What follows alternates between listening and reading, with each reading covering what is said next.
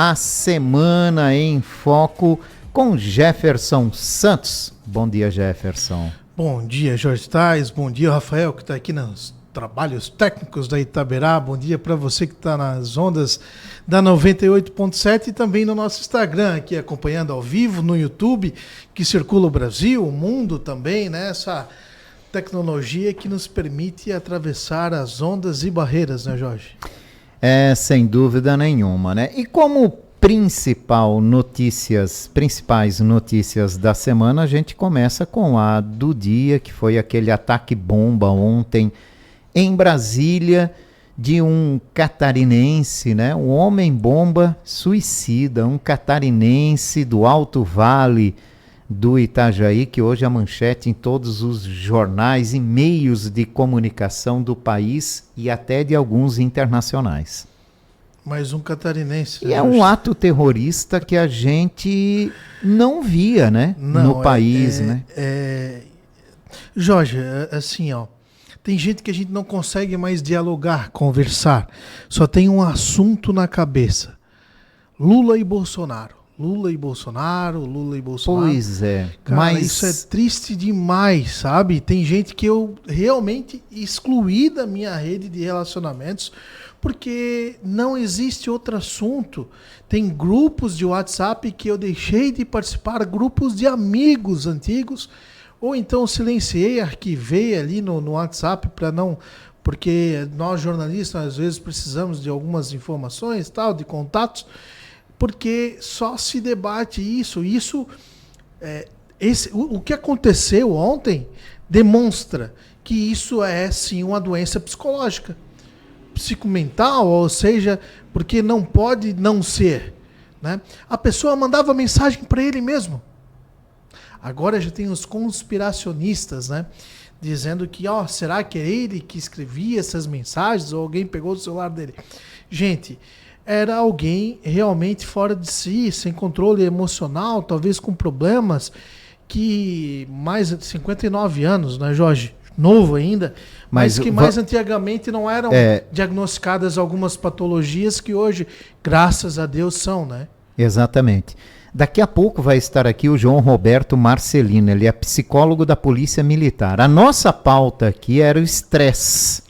Dois amigos, o Casico sai, eu entro e depois vem o João.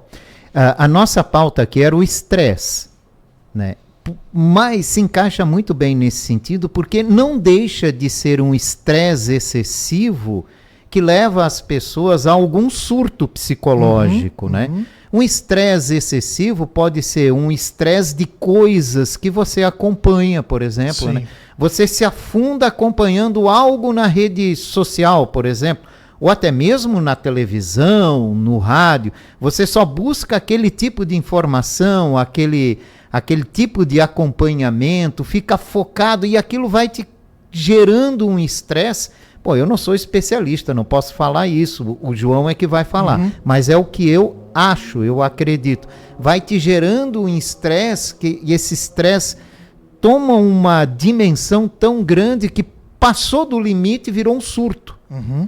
E aí, meu amigo, você já age sem muita razão, muitas vezes, em algum caso, muito emocional é que te leva a fazer algumas coisas, né? Exato, uma decepção com o resultado das eleições, talvez. E tu sabe o que é pior de tudo nesse sentido? É que esse ato desse cidadão... está sendo apoiado, né, Jorge? Está sendo apoiado, mas não leva a nada. O Bolsonaro disse que nunca ouviu falar nesse cidadão. Não conhece, ele criticava desconhece. Bolsonaro também. Ele criticava Lula e Bolsonaro. E chegou a escrever para ele mesmo. E o STF, pelo jeito, né? E jornalistas. É uma pessoa que... Gente, é um achismo isso, né? Mas claro, aparentemente descontente com tudo. Com tudo, com geral, até talvez com a vida dele, né? Ele era bastante conhecido ali em Rio do Sul, né? Chaveiro, mas ele era bastante conhecido pelo comportamento dele mesmo, sabe? Ô Jefferson, agora há pouco aqui na programação nacional da Rádio Bandeirantes, a gente ouviu uma reportagem, né? direto lá no local onde a polícia estava fazendo toda a varredura no local onde ele tinha alugado em Brasília e estava lá nos últimos dias. E eles conversaram com uma moça que também mora nesse local, né? Um conjunto de áreas que são alugadas ali. E ela disse que conversava muito com ele. Ele não falava de política, não reclamava, pelo menos aí nesses dias que ela conversou com ele. Ela disse, pelo menos com ela, né? Não conversava sobre política e nem reclamava de juízes ou coisa parecida, só, né? É o que surpreendeu ainda mais, né? Todo esse desfecho que teve, infeliz desfecho que teve, né? Infelizmente ele perdeu a vida, né?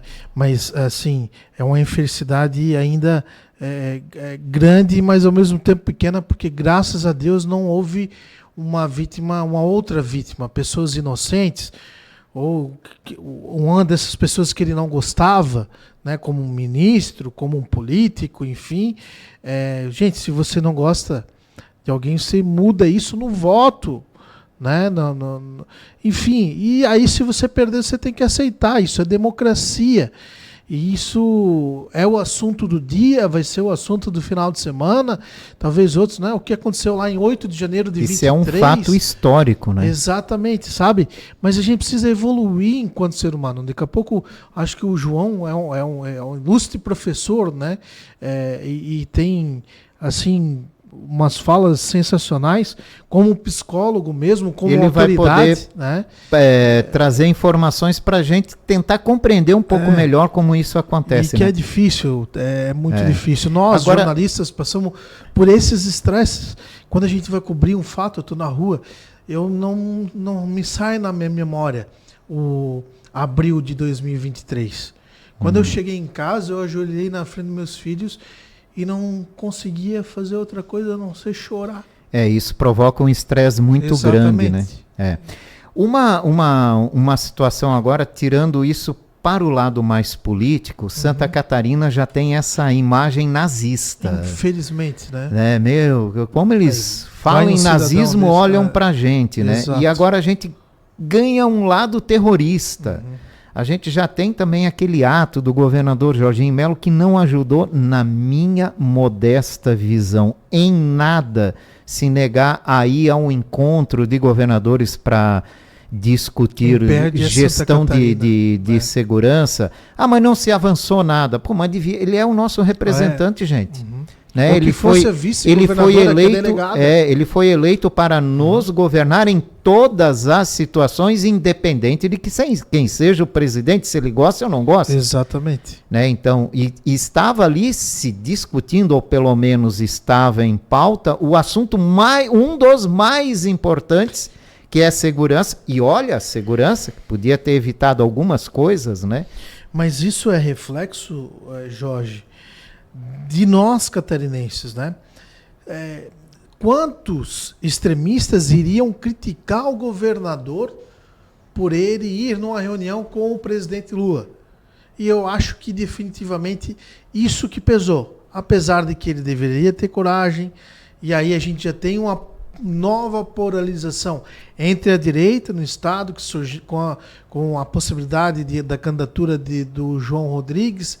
Daí se o João já iria se aproveitar, talvez disso. Isso tudo é um jogo político que não é saudável. Mas o João não iria? Tu acha que o João Rodrigues não iria se fosse o governador? Não dá para... Eu acho que ele não iria também. Mas aí não está cumprindo o papel de governador. Aí, nós estamos falando aqui sobre o cumprimento do papel de gestor público de um estado. E ainda tem a vice-governadora, que é delegada, e o assunto era segurança pública. Então, assim, não tem explicação de nenhum dos dois ter ido, né? Ainda poderia usar isso como carta na manga. E, gente, um governador e um presidente da República precisam conversar. Mesmo que são de ideologias diferentes, não tem cabimento um governador não dialogar com um presidente. Aliás, até para dizer, não concordo com essa imposição. Foi o que ele fez com o caso do DPVAT, disse que não vai cobrar. E daí,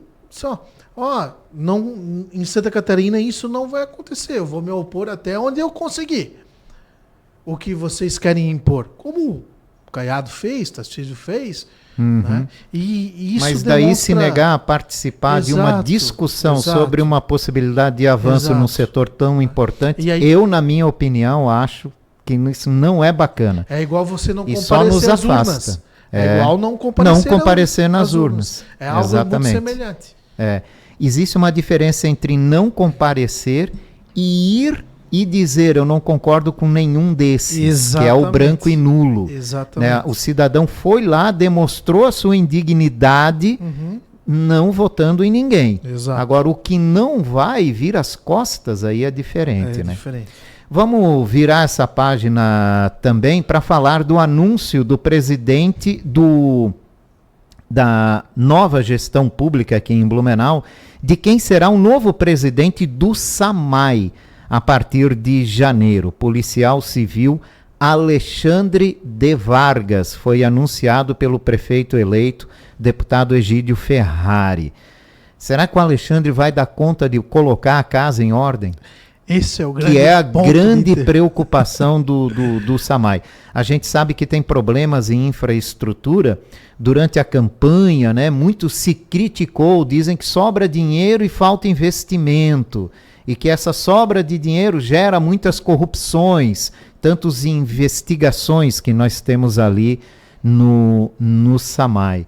E fica a nossa torcida pelo Alexandre Vargas, para que ele consiga realmente colocar a casa em ordem e resolver os problemas administrativos do SAMAI para que a gente consiga avançar na distribuição de água na cidade.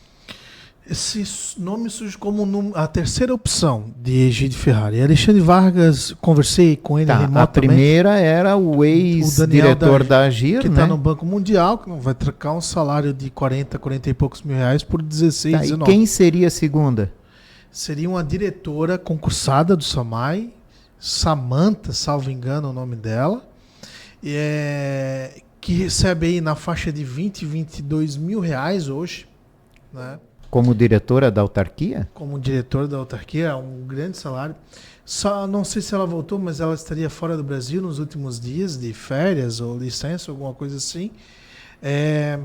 E acabou não aceitando, parece que ela é casada também com alguém bastante abastado, enfim.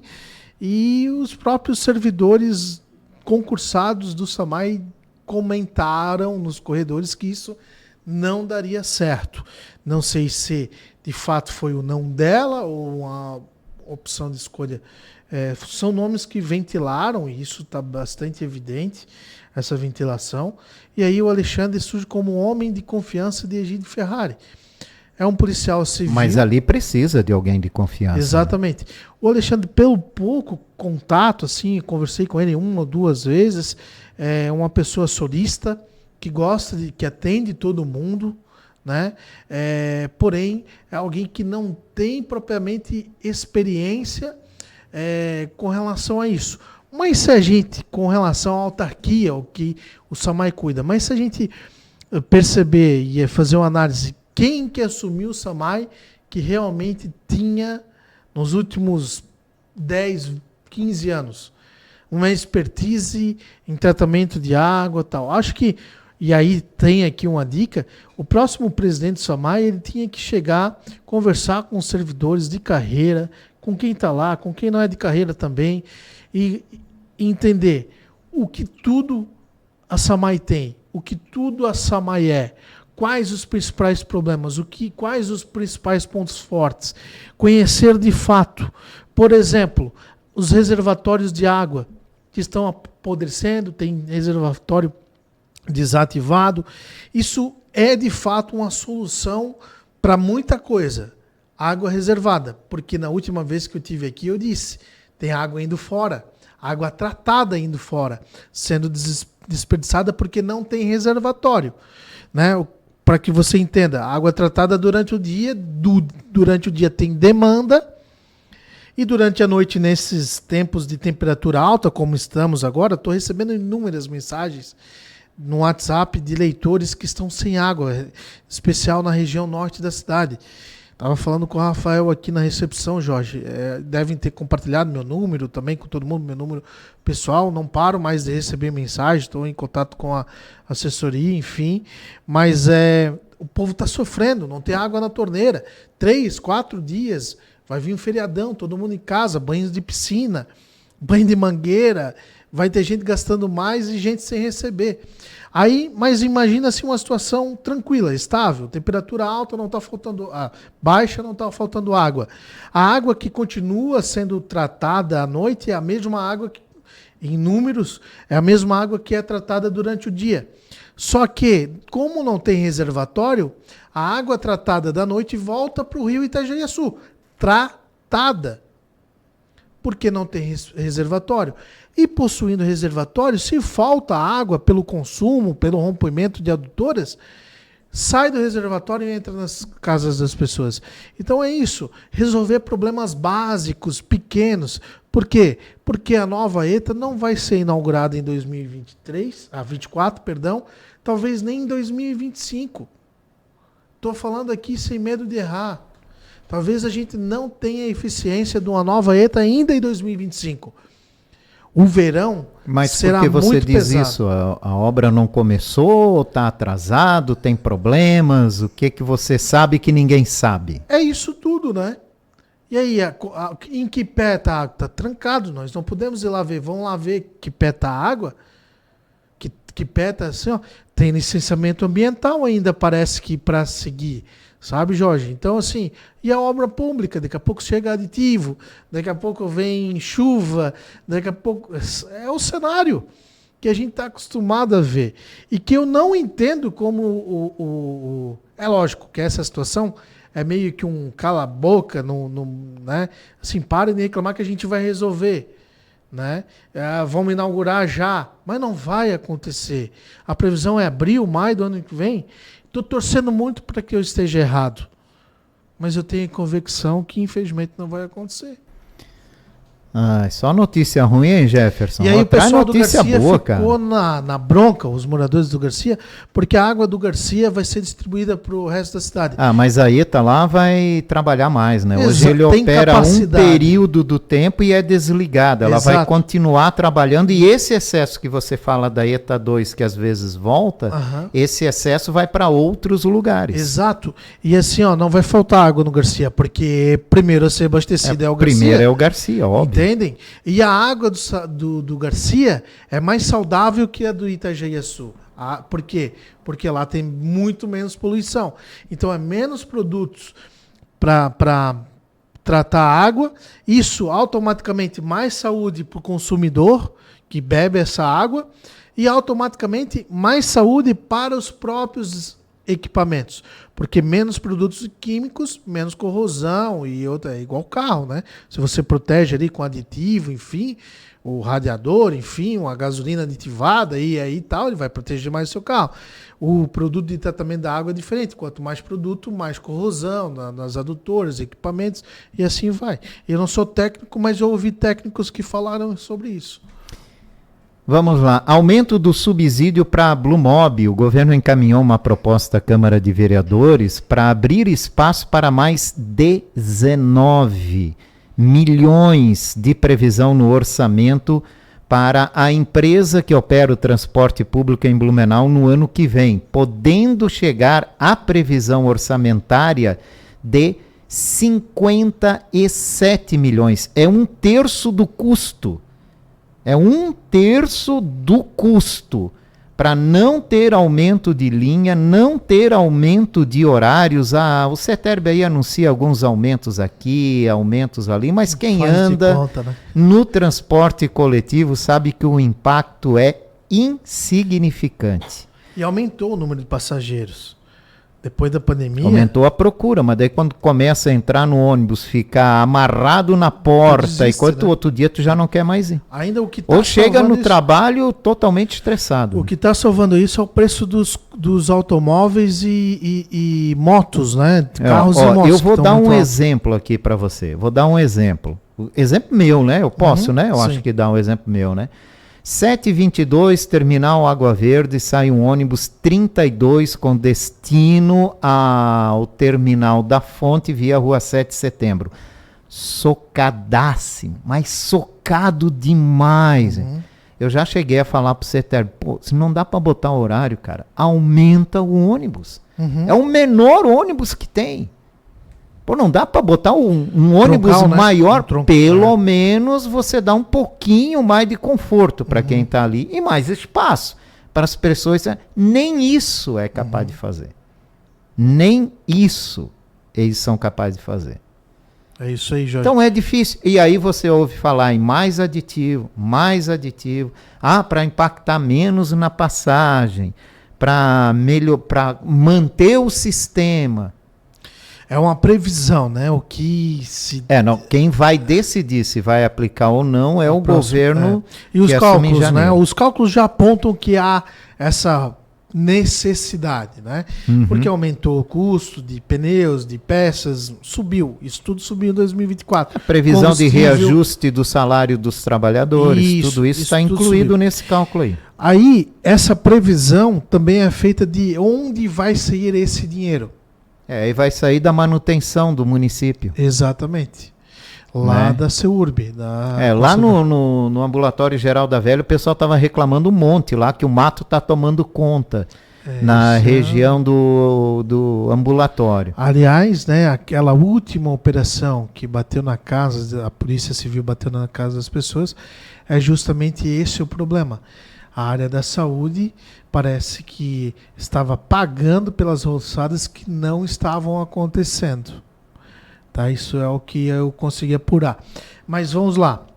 Que fase, né? Aliás, essas operações que a sociedade precisa entender por que ocorrem e o resultado disso também, né?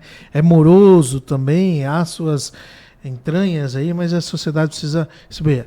No período eleitoral essa operação aconteceu, né? Ainda é importante lembrar. Mas, Jorge, aí sai de lá. E é isso, sabe? Se a Blumob oferecesse o mínimo, porque a Blumob não oferece nem o mínimo para a cidade de Blumenau. É igual a BRK, motivo de capa do jornal Mesorregional que está sendo distribuído aí pela cidade. Eles não oferecem o mínimo e recebem tudo. Eles oferecem o mínimo e recebem o máximo.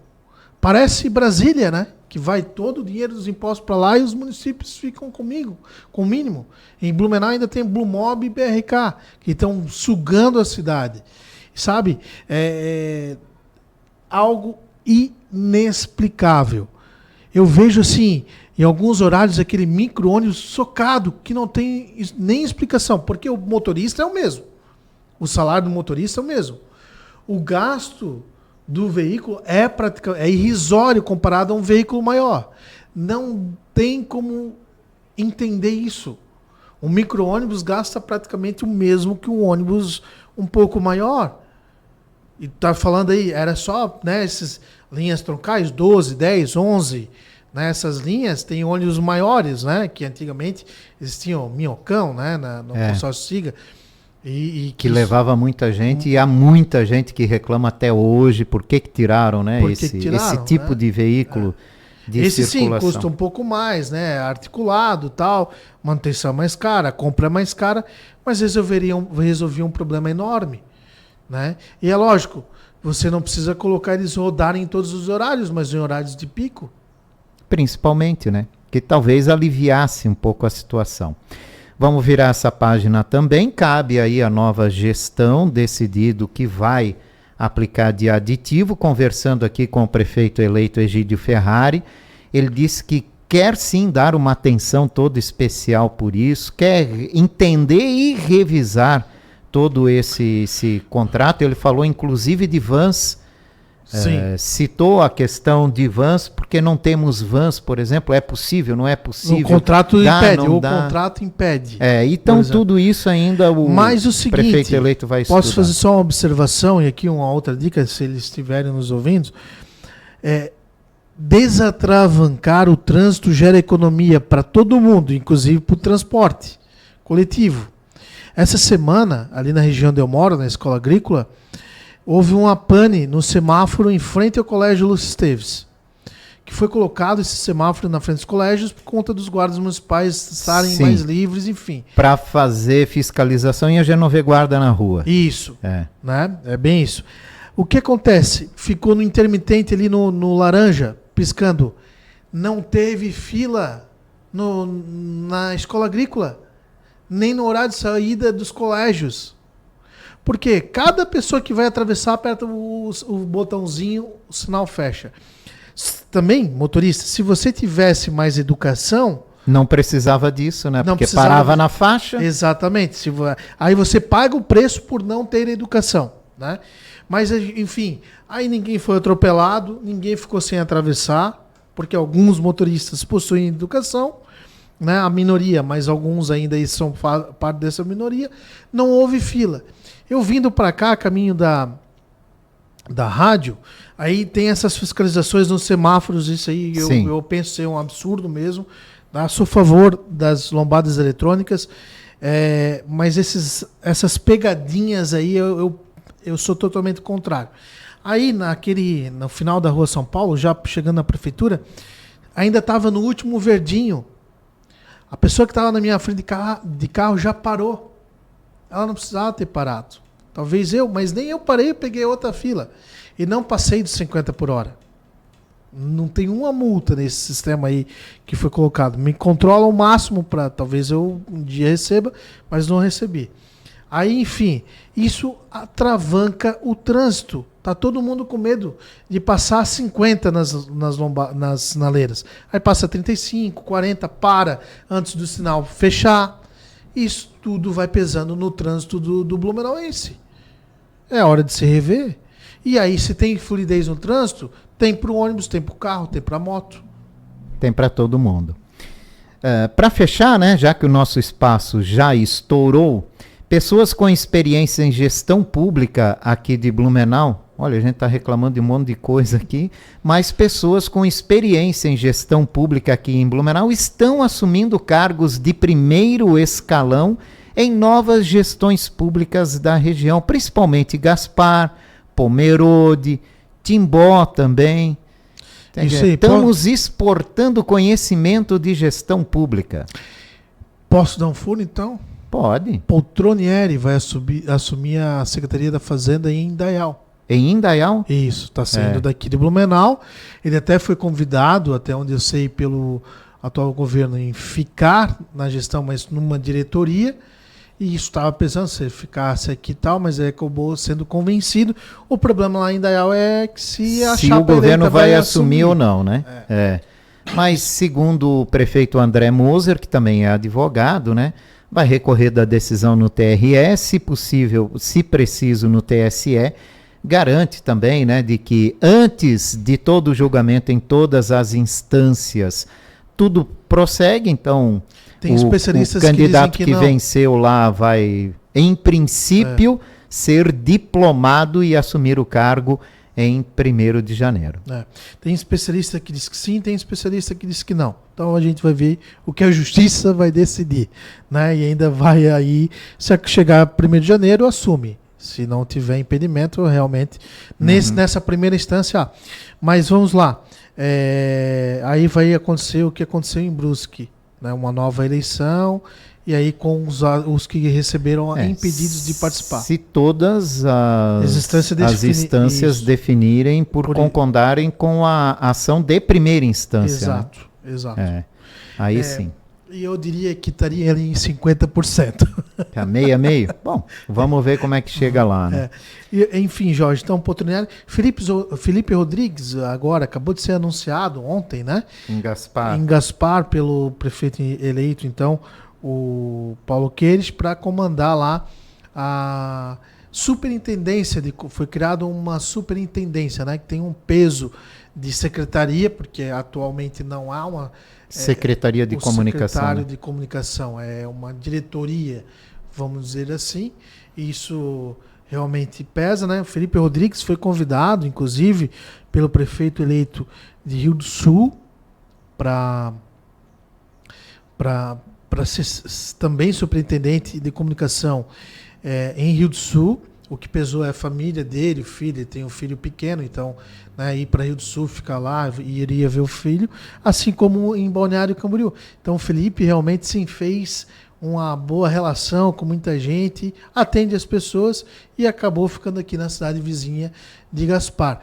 Que muito disso se deve ao resultado da eleição aqui na cidade, né, em que o Egídio venceu no primeiro turno com a representação de um atual governo que não acontecia há muito tempo, né? E a comunicação é fundamental para a imagem disso, né? Exato, exatamente. Então isso acaba refletindo, chama a atenção de políticos em cima de tudo e eu tenho certeza, inclusive, que o Felipe só não fica porque é uma mulher de confiança também, né? Que está, a Malu, com o Egídio, que vai assumir a secretaria.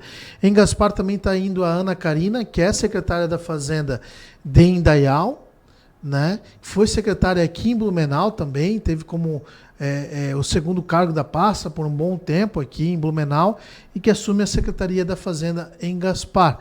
Então a Ana Karina também, assim, que não participa tantos dos holofotes políticos, mas também é uma figura importante, é uma blumenauense que está em Indaial, mas que está indo para Gaspar para ficar lá com o Paulo Queijo também. E ainda temos outros nomes, né? Pomerode, por exemplo, que absorveu o chefe de gabinete do Tuca, que seria como secretário de gestão governamental, lá parece que vai ser o chefe de gabinete do prefeito eleito em Pomerode, o Rafael Hanton. Então esses blumenauenses aí, né?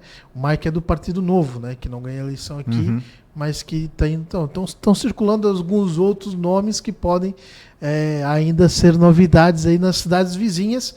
E o que a gente não vê é a cidade vizinha vindo para cá, né? Isso ainda a gente não tem noticiado. A única pergunta que se fica é que se isso não cria, né, um ciclo vicioso, né, de pessoas só circulando e não fecha o espaço para renovação, para ideias novas, para desenvolvimento de atitudes novas, projetos novos. É isso também que a gente precisa refletir. A gente tá no meio disso tudo, não nada contra essas mudanças ou as pessoas, mas sim refletir um pouco sobre essa questão, né, de modernização, de avanços, de ideias novas e avançar nesse sentido. Eu não tenho dúvida em que em todos esses governos novos a gente vai ver mudanças acontecendo ainda no primeiro semestre.